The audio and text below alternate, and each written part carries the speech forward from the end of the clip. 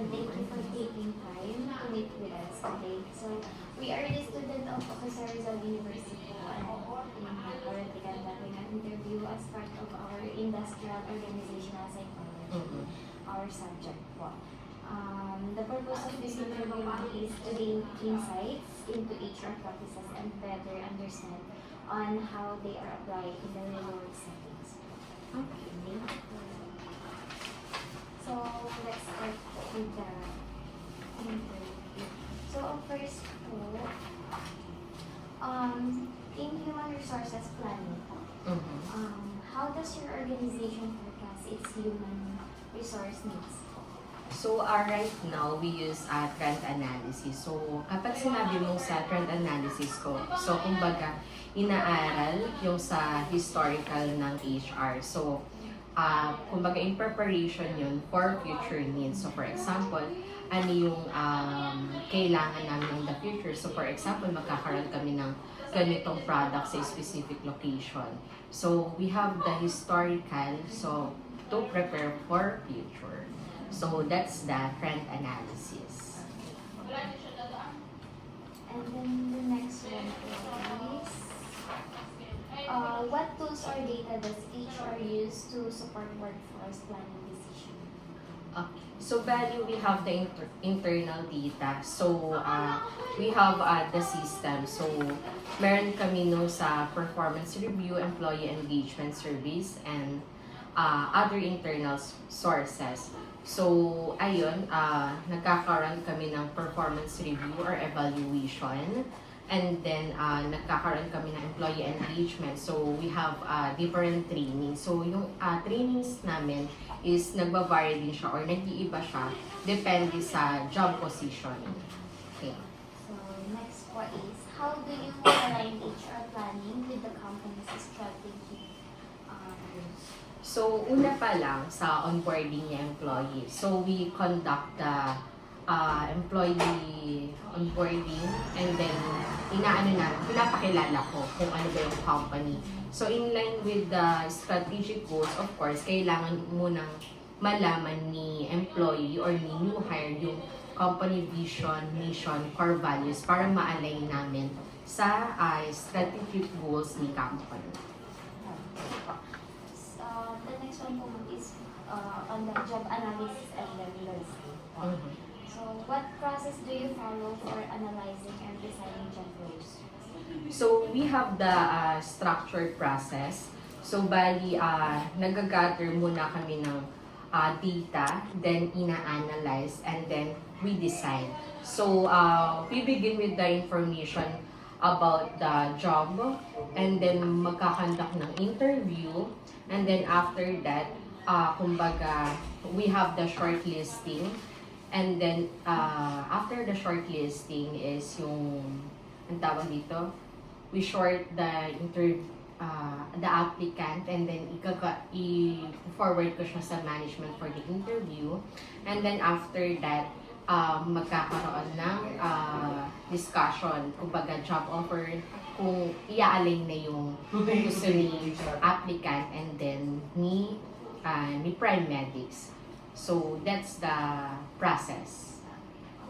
And then, how often are job descriptions updated?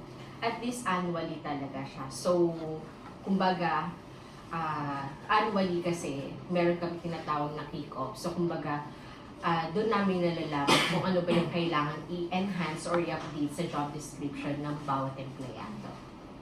So, parang nag-update po ba kayo? Parang nag-post din po kayo sa website? Yes, of course. So, aside from posting online or sa different job portals like Indeed, Jobstreet, meron din kasi kaming, we prepare kasi ng internal hiring. So, yung sa internal hiring, we have the referral program. So, hindi lang siya basta referral. For example, ikaw nag-refer ka sa amin. In line with that, meron kaming, kumbaga, ang tawag dito, percentage amount, specific amount, kung ano yung mare-refer mo sa amin. So, ayun, dalawang klase ng hiring. And then, how do you ensure job roles and designs to improve employee performance and satisfaction? Of course, dun pa lang sa onboarding, kailangan na may clarity or may malinaw na understanding si employee regarding sa job description niya. And then,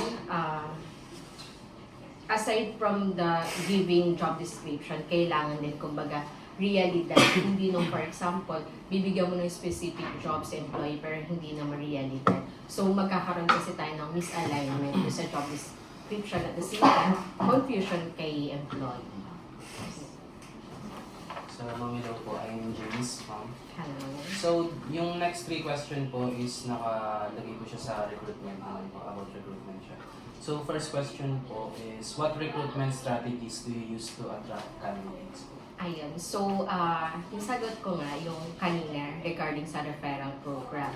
So, aside from that, kumbaga, mas prefer kasi namin nung kakilala kesa from Indeed or job portals. So, kumbaga, mas madali din kasi na sa referral program or mas kilala ni employee. So, for example, kumbaga, sa logistic or sa driver, makakilala na ng employee namin yun. So, kumbaga, hindi na din totally mahirap na tawag dito, mag-background checking sa isang empleyado or sa isang applicant. Next question po is, do you rely more on internal or external hiring, and why po? We prefer internal. So again, we prefer internal kasi nga para mas kilala din ng mga empleyado. External kasi, kumbaga, yung tawag dito, yun nga, mas madaming process compared sa internal. And then sa external na magkakaroon din ng background checking, etc. So, yung third question po is, how has recruitment evolved in your organization over the past few years? Actually, pagdating sa recruitment, hindi nga ganun ka-dami nung hinahire. Depende lang talaga siya. So, mag-1 year pa lang ako, 1 year pa lang ako dito sa company. So, that is since wala pa ang HR. So, nagkaroon na, gumawa ko ng memo, which is nag-ano din ako nung sa referral program. And then, as time goes by, aside from the referral program, of course, kailangan ko din ng magkaroon ng ibang source para makahanap ako ng specific na empleyado or ng applicant. So, nag-check din ako through different job portals. So, yung susunod na tatlong question naman po is, nakalagay po siya sa selection naman po. So, first question po is, what steps are involved in your employee selection process? Of course, nung una is job analysis through manpower requisition. Ibig sabihin ng manpower requisition, ito yung meron isang form. So for example, magre-request admin na lang para mas madali. Si admin manager ng kailangan ko ng isang tawag dito, admin officer. So, position doon, tas kung kailan kailangan ma-fulfill, tas yung job description. So, yun yung example ng manpower requisition. And then, after that, magkakaroon ako ng job posting. So, magpo-post ako dun sa group chat namin. And then, other than that, for other source is magpo-post ako through job portal. Usual na ginagamit ko is Indeed.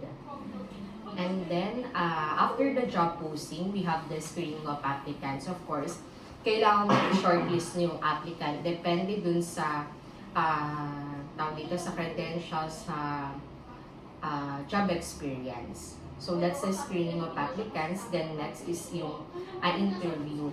So, we have many or at least 3 interviewer. So, una ako, which is initial interview. Then, next one is depende siya kung kanino. So, for example, field service manager, admin manager, kung kanino siya mapupunta na department. And then, the last one is our CEO, or minsan kasi ayaw niyang patawag na CEO. So, ang job title niya is our general manager. So, siya yung final interviewer. Then, after that, kapag nakapasa na, magkakaroon ng shortlisting, kumbaga kung sino yung mga best fit dun sa specific job or job opening. And then after that, magkakaroon na ng job offer discussion. Okay? So, next po is, what tools or criteria are used to evaluate candidates? Actually, si Prime Medics is hindi siya katulad ng ibang company. So, sa ibang company kasi usually kapag malaki na or mas kilala, nagkakaroon ng different examination. So, we have behavioral, meron sa computer typing, etc. Pero dito, kay Prime Medics, usually, nag-ano lang kami, nagbe-base lang kami based sa applicant behavior, credentials, and experience. So, hindi kami ganun kahigpit din talaga. So, as HR, kailangan mo lang din talagang patunayan habang, kumbaga, probi ka. Ayun. So last question po for selection is, who is involved in the selection decision-making process? So, we have 3. So, ako as HR, tapos yung managers niya, and then the CEO. So, we have 3 people for the decision-making process. Then, for the next questions po, by the way, my name is Leona naman po. Hello.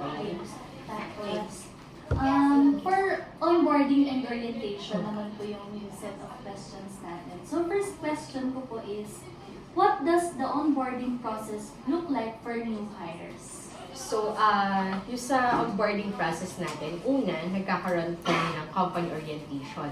So, sa company orientation, of course, kailangan magpakilala kung ano ba si Prime Medics or yung company, then mission, vision, the manpower kung ilan. And then, discussing code of conduct. So, of course, ito mahalaga para aware sa employee kung ano yung mga rules and policies ni company. Then, aside from that, pinapakilala ko sa bawat empleyado. So, dito kasi sa Prime Medics, we have the 525, which is this one, and then 524 for admin to, itong dalawang unit. And then, bababa dun sa 407, which is nandun naman dun sa technical department. And then, we have the 405, which is sa mga equipment. So, familiarity. So, by the employee and then dun sa mga equipment namin. And then, after that, we have the welcome token or gift. So, for example, we have the notebook, the tumbler, which is personalized. So, for us to tell the employee or the new hire na, welcome to Prime Medics. And then, the last one is the issuance of company liability. Then, second question ko naman po, how do you ensure new employees integrate smoothly into the company culture? Of course, by communicating and giving proper training. Simple as that. Then, how long does the onboarding process typically last? About a week only. Yeah.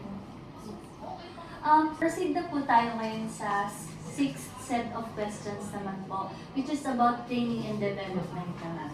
So, yung first question po dito is, what types of training programs are available for employees? So, depende kasi siya sa position. So, for example, sa FSE namin, yung FSE is a field service engineer. So, nakalan siya sa technical namin. So, sa FSE namin, hindi lang kasi basta-basta to. Kumbaga, machine kasi nung hinahandle nila, inaayos nila. So, for the FSE, we have the international training. So, nagpo-provide si partners namin. So, for example, si Philips. So, nagte-train sila international kasi hindi siya local or hindi available local yung mga products, then yung mga guidelines. Ayun. So, depende din talaga sa position. Tapos next naman po, how do you identify training needs at individual and departmental levels po? Bali sa training needs, of course, kapag nakitaan namin na kailangan, for example, dito sa admin, kailangan ng communication. So, as HR, ako yung maghahanap ng or magre-research regarding sa training seminar. So, ang tawag dito, nag-check ako online kung ano yung specific na trainings na kailangan. So, ayun. After that, magra-request ako sa management and then magkakaroon ng training. Last naman po, do you offer leadership or career development programs? Of course. Sa leadership, yun nga, nagkakaroon ng trainings. And then for the career development programs, of course. So, for example, sabihin natin nasa logistics siya, hindi ka logistic lang. So, kung gusto mo maging sales, okay lang. We are open for that kasi all of us need improvement. So, as long as you are willing to grow, tutulungan ka namin. So, ayun. So, hello po ma'am. I'm MC po. Hello. Ang next na set po of question is sa compensation and benefits po. First question, how is your compensation structure determined? Okay. Through a combination of factors, so including market research, of course, kailangan kong malaman no market value ng bawat empleyado. So for example, as HR officer, ganito lang nung salary ko. Yun pala sa iba, mataas na. So napag-iiwanan na. So that's the market research value. And then we have the internal job evaluation. So we conduct it annually. So, after that evaluation, we have the anniversary merit increase or EMI para magkaroon ng adjustment sa employee yearly. And then, ayan, after that, yung sa alignment nga ng with the organizational goals. Okay. So, next po is, what types of benefits are offered to employees po? So, we have lots of benefits here at Primedics. So, first one is yung sa per dime. Yung sa per dime, ito yung sa meal allowance. And then, other than that, we have the transportation allowance. And then, sa transportation allowance, sa mga sales namin, ini-issuehan namin ng company vehicle. Kasi, of course, as sales, pupunta ka sa iba't ibang lugar. So, mahirap naman mag-commute, diba? So, transportation allowance, sa kapaloob dito yung sa toll, sa gas, and then sa parking. Other than that, we have the company uniform. So, it's free. Kasi no sa iba ginagawa is 50-50 which is wrong. By law, kailangan sagot ni company yun. And then, we have the HMO, life and accident insurance. Then, we have the appointment pay, company team building, and trainings. Okay. So, last question po sa compensation and benefits. How do you ensure your compensation and benefits remain competitive? By conducting town hall meeting. Ibig sabihin ng town hall meeting, kumbaga, 1 day or 2 days siya ginaganap. So, magkakaroon kami ng, lahat kami, kumbaga magtitipon, and then nasa isang lugar kami. Kumbaga, tatanggalin ng barrier na, for example, so far kasi, ang pinakamababa is yung sa logistic. And then, we have the management. So, kumbaga, tatanggalin ng barrier or yung sa, kumbaga, position nyo, logistic, tas management. So, magkakaroon ng alignment. So, lahat yun, yun nga, magkakaroon ng meeting and then magkakaroon ng open questions. So, iyahain mo ano yung gusto mo or kung may issue. So, that's the town hall meeting. So, next set of question po is about sa occupational health and safety naman. First is, what policies or programs are in place to ensure employee health and safety? By conducting occupational safety and health orientation. So, in short, OSH. So, una, of course, kailangan malaman ni employee kung ano yung mga hazardous. And then, kumbaga, after that, meron, tawag dito, meron booklet ng OSH, tapos meron quiz after that para malaman mo kung naunawaan ba ni employee yung hazardous things. That's the OSH. Next po is, how is safety training conducted and how frequently? So, twice a year siya. So, inaano din siya sa town hall meeting, dinidiscuss things. Last question po is, how does your organization handle incidents or hazards in the workplace? So, right now naman, hindi naman totally hazardous kung kahit kanino. So, for example lang sa incident. So, for example, si logistic na aksidente or may nabangga. So, tatawag si employee sa akin para ma-settle. So, for example, may claims, di ba, merong Asian Modern accident. So, ako yung magsasettle para ma-claim kung ano man yung pwedeng ma-claim for that specific incident. So, let's proceed na po sa next set of questions, which is, naka-ano po siya sa employer relations. Mm. First question is, what practices are used to maintain positive relationship between employees and management? Again, town hall meeting. Kasi nga, lahat is the same lang, pantay-pantay. So, open communication din talaga when it comes to town hall meeting. So, next is, how do you handle employee grievances or conflicts? Prioritize open communication. Of course, para ma-resolve nung issue or yung conflicts about empleyado, we offer or we conduct talaga open communication. So, next is, what strategies are used to improve employee morale and engagement? Having kick-off meeting every January. So, yung kick-off, kumbaga, update from previous year and then ano yung plan nyo for this specific year. Then next one is yung sa town hall meeting, which is lahat ay pantay-pantay, walang barrier. Then the last one is the team building. So, for the last and final set of questions is for labor and relations. The first question po is your organization unionized? If so, how does HR manage labor relations? No. Okay. Yes. So, walang So, union sa Prime Medics. Ano po bang ibig sabihin ng unionized?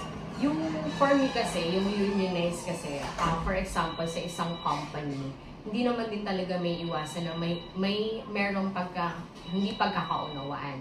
So for example, yung sa sales natin, meron silang against sa rules ni management. So magkakaroon kasi ng isang grupo, which is kumbaga, hindi naman totally magwe-welco or what. Kumbaga isang grupo sila na nag-a-against nga sa management. So that's the union talaga. Okay. So, for the next question po is, how are collective agreements negotiated and enforced? Ayun nga, hindi ko siya totally masasagot kasi never pa ako nakapag-handle ng may union sa company. Okay po, sige po. Ayun na po.